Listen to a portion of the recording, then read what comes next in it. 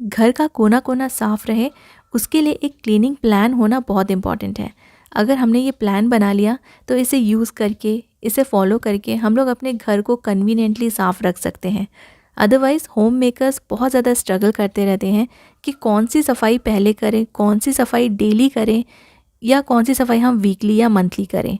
कुछ क्लीनिंग ऐसी भी होती है जो डेली करनी पड़ती है, और कभी कभी सडनली आपको ऐसी कोई क्लीनिंग आ जाती है जिसे सब चीज़ें छोड़कर आपको वो पहले करना पड़ता है।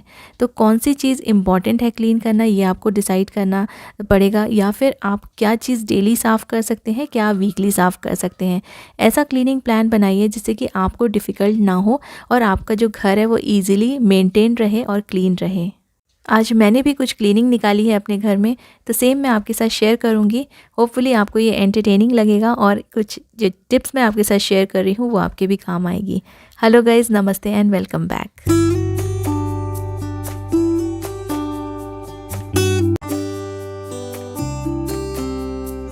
घर के कोई भी काम ऑटोमेटिकली नहीं हो जाते, चाहे आपके पास कितने भी अप्लायंसेस हो या कितने भी मशीन्स हो या कितने भी मॉडर्न तरीके से आप अपने घर को रखते हो, लेकिन साफ़ सफाई तो करनी ही पड़ती है, तभी जाके आपका जो घर है वो डस्ट फ्री रह सकता है। और क्लीनिंग का ये जो काम होता है उसके लिए कोई भी शॉर्टकट नहीं हो सकता है। हाँ, आप थोड़े से काम को अपने आसान तरीके से कर सकते हैं और एफर्टलेसली कर सकते हैं, जिससे कि आपकी साफ़ सफाई भी हो जाएगी और आपको बहुत ज़्यादा मेहनत भी नहीं लगेगी। तो जैसे हमारे जो सोफ़े होते हैं उसकी अपॉल्स्ट्री क्लीन करना भी इम्पॉर्टेंट है, क्योंकि उसमें कंटिन्यूसली डस्ट जमा होता जाता है। मैं हमेशा डस्टिंग करती रहती हूँ, लेकिन डस्टिंग करने से क्या होता है ना कि थोड़ा देर के लिए डस्ट हटता है, लेकिन फिर बाद में दिन भर थोड़ा थोड़ा डस्ट उसमें वापस से जमने लगता है।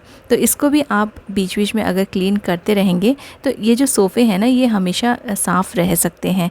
तो जब भी आपको लगे कि अब ये बहुत ज़्यादा गंदे हो गए हैं, और आपके सोफ़े भी अगर मेरी जैसे अपॉल्स्ट्री वाले हैं, इनके कवर्स नहीं हैं, क्योंकि जो कवर वाले सोफ़े होते हैं वो तो कवर निकाल के इजीली हम वॉशिंग मशीन में वॉश कर सकते हैं, लेकिन जो ऐसे सोफ़े होते हैं इनके जो कवर्स होते हैं वो रिमूव नहीं होते हैं।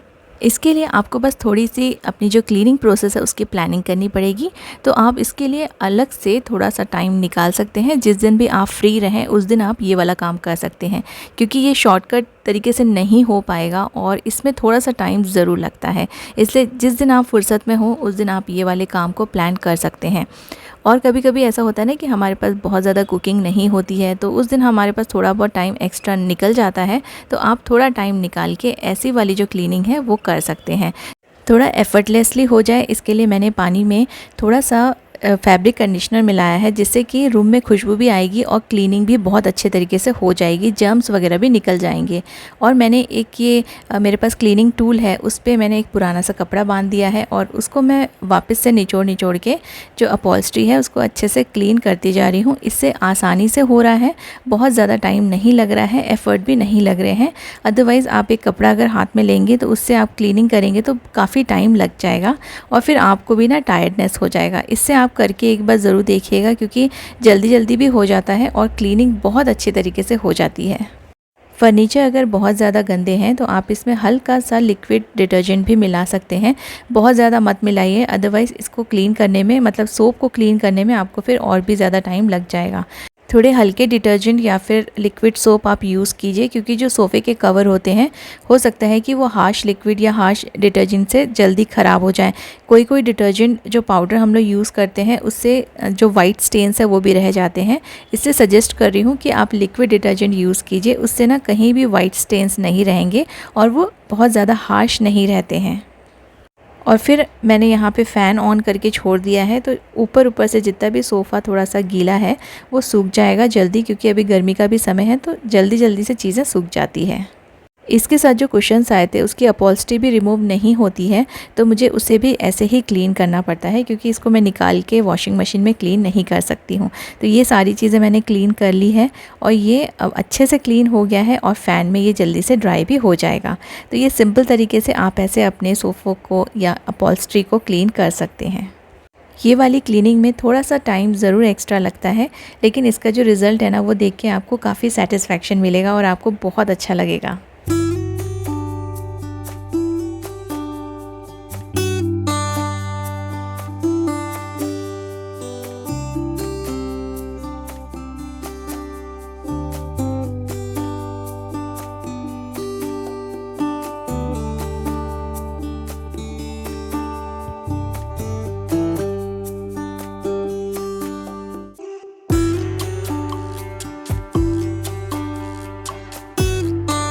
और अगर आपके जो सोफ़े हैं, फर्नीचर्स हैं, कहीं भी अपॉल्स्ट्री लगी है वो बहुत ज़्यादा गंदा नहीं हुआ है, तो आप ऐसे लिंट रिमूवर से भी उसे क्लीन कर सकते हैं। मेरे पास इलेक्ट्रिक लिंट रिमूवर भी है, उससे भी आप अपने सोफ़ों को क्लीन कर सकते हैं। कभी कभी ना बहुत ज़्यादा गंदा नहीं होता है, ऊपर ऊपर से थोड़ा थोड़ा डस्ट जमा हुआ होता है, तो ये ऐसे आसान तरीके से और कम टाइम लगा के आप उसको इस तरह से भी क्लीनिंग कर सकते हैं। कोई भी फर्नीचर कितना गंदा है उसको देखकर आप डिसाइड कीजिए कि आपको किस तरह से उसे क्लीन करना है, और फिर आप जितना हो सके सिंपल तरीका आप अगर यूज़ करेंगे तो आपके लिए भी इजी रहेगा और आपका टाइम भी काफ़ी बच जाएगा। फर्नीचर्स को डस्ट फ्री रखने के लिए आप एक और चीज़ कर सकते हैं कि आप ना उसमें कवर डाल के रखें। जैसे ऐसे जो सोफ़े होते हैं उसमें आप हमेशा कुछ ना कुछ कवर डाल के रख सकते हैं। अगर आपके पास स्पेशली सोफ़े के कवर्स नहीं हैं तो आप कोई भी बेडशीट को काट के उसको स्टिच करके ऐसे यूज़ कर सकते हैं। मैंने तो फ़ोल्ड कर दिया है, क्योंकि जब हम लोग यहाँ पे बैठते हैं तो हमेशा ये गंदा होता रहता है, या अगर इसे नहीं भी यूज़ कर रहे हैं तो डस्ट इस पे जमता रहता है। तो कुछ सोफ़े ऐसे हैं जिस पे आप कवर डाल देंगे तो काफ़ी सारी साफ़ सफाई से आप बच पाएंगे।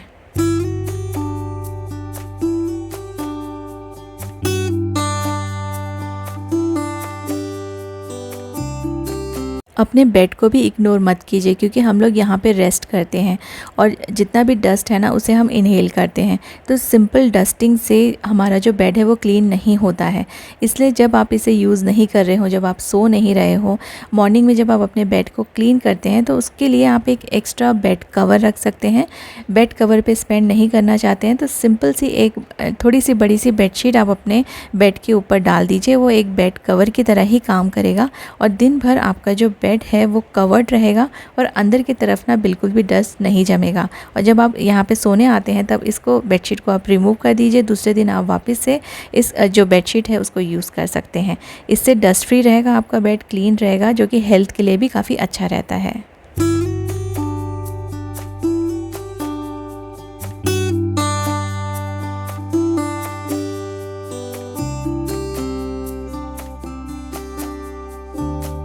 बहुत बार हम लोग अपने सामान को किस तरह से रखते हैं उस पे भी डिपेंड करता है कि हमारा जो घर है वो कितना डस्ट फ्री रह सकता है या फिर क्लीनिंग के लिए कितना हमें इजी पड़ सकता है।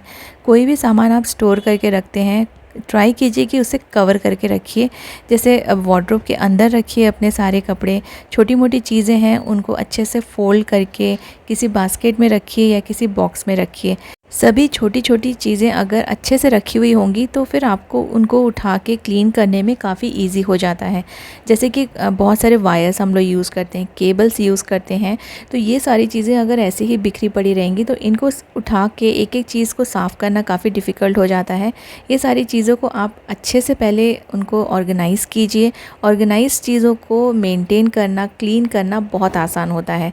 तो ऐसे जो वायर्स रहते हैं, केबल्स रहते हैं, इनको आप अच्छे से फ़ोल्ड करके किसी भी बास्केट में एक साथ रख दीजिए। इससे ये सारी चीज़ें ऑर्गेनाइज्ड भी रहेंगी। जब आपको इनकी ज़रूरत पड़ेगी तब आपको सामने ये इजीली मिल जाएगी, और जब भी आप क्लीनिंग करते हैं ना तो ये सारी चीज़ें क्लीन करने में भी आपको आसानी हो जाएगी। घर के ये जितने भी प्रोसेस हैं, ऑर्गेनाइजिंग, डीक्लटरिंग या फिर क्लीनिंग, ये तीनों एक दूसरे से रिलेटेड हैं। बेकार चीज़ों को, टूटी फूटी चीज़ों को फेंक देना और अच्छी चीज़ों को ठीक से ऑर्गेनाइज़ करके रखना, फिर इसका जो क्लीनिंग है वो आपको बहुत आसान हो जाएगा। तो ये वाली जो हैबिट है, ये जो भी होम मेकर्स इनको फॉलो करती हैं उनका जो घर है ना वो हमेशा आपको साफ़ मिलेगा, क्योंकि इससे उन्हें ना क्लीनिंग करने में कोई भी परेशानी नहीं होती है। अगर आपके पास कैबिनेट्स हैं, वार्डरोब्स हैं, तो ट्राई कीजिए कि जितना सामान हो सके आप अपने वार्डरोब के अंदर ही स्टोर करके रखिए, कैबिनेट्स के अंदर स्टोर करके रखिए। जितनी चीज़ें बाहर हैंग करके रखेंगे वो उतनी ही ज़्यादा डस्टी होगी। इससे आपका क्लीनिंग का टाइम और बहुत सारी चीज़ें ना आपको फिर साफ़ करते रहनी पड़ेगी। घर में 3-4 बेल्ट्स होते हैं लेकिन यूज़ मोस्टली एक ही होता है, तो जो एक बेल्ट यूज़ हो रहा है उसको आप ऊपर हैंग करके रख सकते हैं क्योंकि वो डेली यूज़ में आ रहा है। अदरवाइज़ जो एक्स्ट्रा बेल्ट्स हैं उनको आप ऐसे फ़ोल्ड करके, ऐसे रबर बैंड लगा के आप अपने वार्डरोब के अंदर रख सकते हैं। छोटा सा बास्केट यूज़ कर लीजिए और इन्हें अच्छे से ऑर्गेनाइज़ करके उस बास्केट को कैबिनेट के अंदर रख दीजिए। ड्रॉर्स हैं तो उसके अंदर रख दीजिए, जिससे कि ये चीज़ें ना फिर धूल धूल नहीं होती हैं और इन सब चीज़ों को फॉलो करके ही आपका जो घर है वो डस्ट फ्री रह सकता है, क्योंकि जो बड़े फर्नीचर्स हैं उनको तो हम कवर कर करके नहीं रख सकते हैं, डेली यूज़ में आते हैं और उन्हें क्लीन करना भी बहुत मुश्किल नहीं होता है। लेकिन जो छोटे छोटे सामान होते हैं ना, इनको क्लीन करना थोड़ा सा मुश्किल होता है, क्योंकि ये काफ़ी सारे होते हैं और एक एक छोटी छोटी चीज़ अगर आप क्लीन करते रहेंगे तो आपका टाइम बहुत ज़्यादा वेस्ट होगा। इसलिए कोशिश ये करिए कि आप ये सभी छोटी छोटी चीज़ें अपने कैबिनेट्स में जगह बना के उन्हें एडजस्ट करके आप रख सकते हैं। अब जैसे कि मेरा जो ड्रेसिंग एरिया है वो भी ओपन मैं नहीं रखती हूँ, कैबिनेट के अंदर ही मैंने एक छोटा सा स्पेस बना के रखा है और आप लोगों के साथ शेयर भी किया है इसकी क्लीनिंग। तो यहाँ पे जो क्लीनिंग है वो मुझे काफ़ी ईजी हो जाती है, क्योंकि मैंने छोटे बास्केट्स यूज़ किए हैं और मोस्टली मैंने जो कवर्ड बॉक्सेस होते हैं, ट्रांसपेरेंट बॉक्सेस, वो यूज़ किए हैं। तो बस ये बॉक्सेस निकाल के अगर मैं इन्हें क्लीन कर लेती हूँ तो ये एरिया जल्दी जल्दी से क्लीन हो जाता है।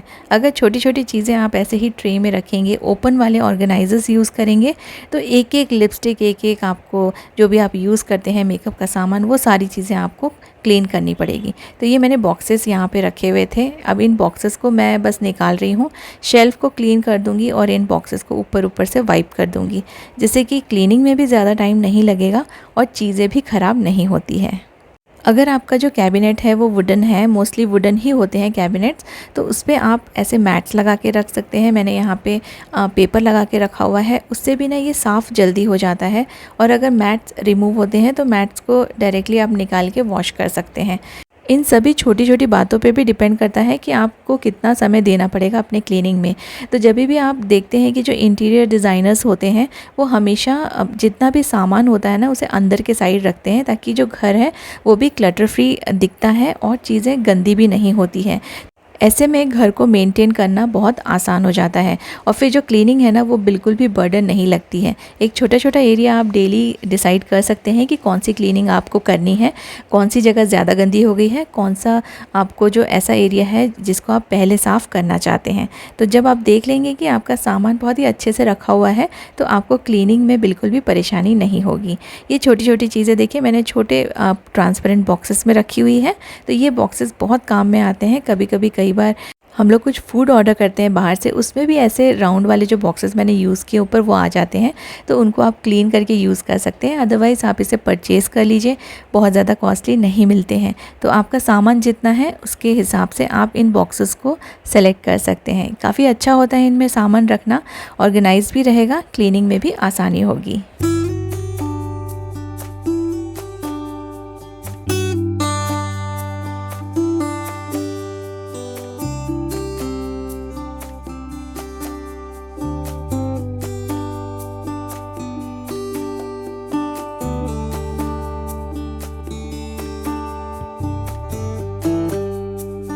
किसी भी एरिया की जब आप क्लीनिंग करते हैं तो हमेशा सामान बाहर निकालना पड़ता है। उन सामान को आप ऐसे किसी भी पेपर के ऊपर रखिए या फिर किसी पुराने कपड़े के ऊपर रखिए, तो आपको जो सरफेस है वो भी गंदा नहीं होगा। अदरवाइज़ क्लीनिंग का जो प्रोसेस है ना वो हमेशा बढ़ता ही जाता है। कभी आपने ये साफ़ किया तो फिर जो फ्लोर है वो गंदा हो जाएगा या फिर दूसरा एरिया गंदा हो जाएगा। इसलिए पेपर बिछा के ज़रूर रखिए, इससे आपकी जो क्लीनिंग है वो बढ़ेगी नहीं। आपके घर में अगर कहीं भी गैप्स होंगे तो वहाँ से भी बहुत डस्ट आता है और इस डस्ट को बचाने के लिए आप ये गैप्स बंद कर सकते हैं। ये अमेज़ॉन में आपको बहुत सारी ऐसे रबर्स या फिर इस तरह के ना चीज़ें मिल जाएंगी जिससे कि आप अपने डोर्स के गैप्स को बंद कर सकते हैं और इसमें से काफ़ी सारा जो डस्ट है वो कम हो जाएगा। इससे आपके रूम्स भी साफ़ रहेंगे, डस्ट फ्री रहेंगे और क्लीनिंग में भी आपको कम समय स्पेंड करना पड़ेगा। आज ऐसे कुछ मैंने आपके साथ हैक शेयर किए थे जिससे कि आपका जो घर है वो डस्ट फ्री रहे और अगर डस्टी हो भी गया तो वो क्लीन कैसे आप इजीली कर सकते हैं। उम्मीद करती हूँ कि आपने ये वीडियो एंजॉय किया होगा और ये सारे हैक्स आपके भी काम में आएंगे। Thank you so much for watching.